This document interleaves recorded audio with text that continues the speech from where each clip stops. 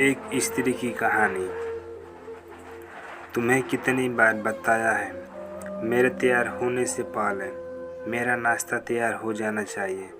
शादी के 25 सालों बाद भी मुझे क्यों बार बार एक ही बात बतानी पड़ती है लता? तुम्हें क्या है, तुम तो आराम से घर पर रहोगी, मुझे काम पर जाना पड़ता है। तुम हो कि हमेशा बेवकूफ़ों जैसी हरकत करती हो। अगर तुम यह जानबूझकर करती हो तो याद रखना, मुझसे बुरा कोई नहीं होगा। आज ही प्रशांत का पारा चढ़ा हुआ था। इन कटु शब्दों में अपना गुस्सा उतारते हुए, गीला तौलिया कुर्सी पर फेंकते हुए प्रशांत गुस्से से लता की तरफ देखने लगा। लता के लिए प्रशांत का यह बेवजह का गुस्सा कोई नई बात नहीं थी। वह महीनों में 3-4 बार ऐसे ही लता पर बरस पड़ता था। पहले लता उसका विरोध किया करती थी, लेकिन जब कई सालों तक प्रशांत में कोई बदलाव नहीं दिखा तो लता ने खुद को ही बदल दिया। अब प्रशांत के कुछ भी कहने से, इतना सब कुछ होने के बावजूद लता प्रशांत के साथ रहती थी, क्योंकि उसे अपनी बेटी की फिक्र थी। और वह जाती भी तो कहा, अपने बूढ़े हो चुके माँ बाप को इस उम्र में परेशान करना वह नहीं चाहती थी। समाज और लोग क्या कहेंगे यह भी तो उसे देखना था। वह इतनी पढ़ी लिखी भी तो नहीं थी कि खुद जाकर कोई नौकरी कर सके और अपनी बेटी का पालन पोषण कर सके। लता को अब अपनी फिक्र नहीं थी, उसको फिक्र थी तो बस अपनी शादी लायक हो रही बेटी की। लता नहीं चाहती थी कि पत्नी के झगड़े की वजह से काव्या डिस्टर्ब हो। काव्या की पढ़ाई पूरी हो चुकी थी, उसके लिए अब शादी के रिश्ते आने लगे थे। कई रिश्तों काव्या ठुकरा चुकी थी। 2-3 महीने बाद एक अच्छा रिश्ता आया। रिश्तेदार और पहचान के लोगों ने भी लड़के के बहुत गुणगान किए थे। प्रशांत एक शाम अपनी बेटी के पास बैठकर उसे बताने लगा, काव्या बहुत अच्छा लड़का है, पढ़ा लिखा है, बड़ा घर का है, बहुत अच्छी नौकरी है, ऐसे रिश्ते बार बार नहीं आते।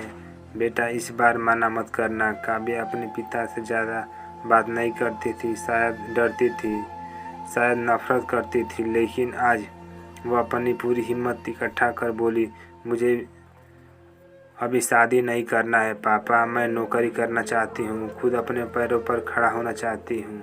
हाँ तो उसमें क्या बड़ी बात है, मैंने लड़के से बात की है, वह तुम्हें किसी बात के लिए नहीं रोकेगा। तुम शादी के बाद भी नौकरी कर सकती हो, वह तुम्हें नौकरी के लिए परमिशन दे देगा। प्रशांत बोला, मेरा नौकरी करना या ना करना उसकी परमिशन पर क्यों डिपेंड रहेगा पापा? काव्या ने पूछा। मैं कह रहा हूँ ना, तुम्हें किसी भी चीज़ की कमी नहीं होगी। वह ऐसे रिश्ते बार बार नहीं आते, इसे ठुकराना मत, बहुत खुश रहोगी तुम वहाँ। प्रशांत बोला, पापा क्या मैं उतनी खुश रहूँगी जितनी मम्मी इस घर में खुश है? काव्या ने तंज कसते हुए कहा, आज तुम्हारी जबान कुछ ज़्यादा नहीं चल रही है।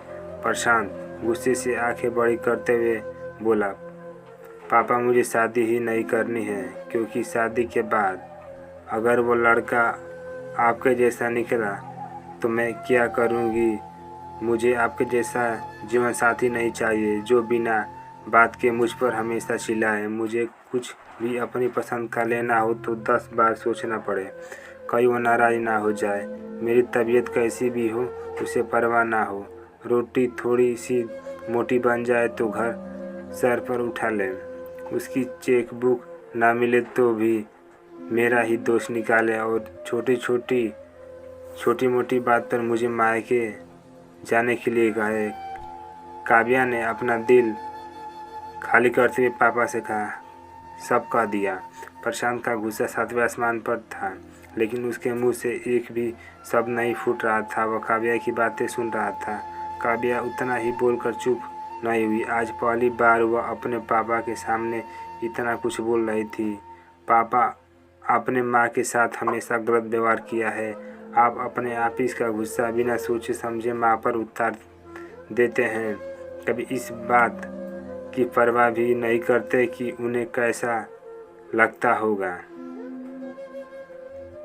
आपकी बातें सुन माँ ने अपना स्वाभिमान खो दिया। प्रशांत आज पहली बार अपने किए बर्तावे को महसूस कर पा रहा था। वह इतना ही बोल पाया, जो तुम्हारा मन है वह करो, मैं इतना बुरा हूँ ना।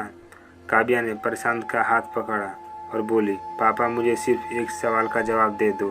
क्या आप चाहोगे कि मेरा पति आपके जैसा हो? अगर आपका जवाब हाँ है तो कर दीजिए मेरा रिश्ता आज ही, और ना है तो मुझे आत्मनिर्भर बनने दीजिए। प्रशांत कुछ भी न बोल पाया और वहाँ से चुपचाप बाहर चला गया।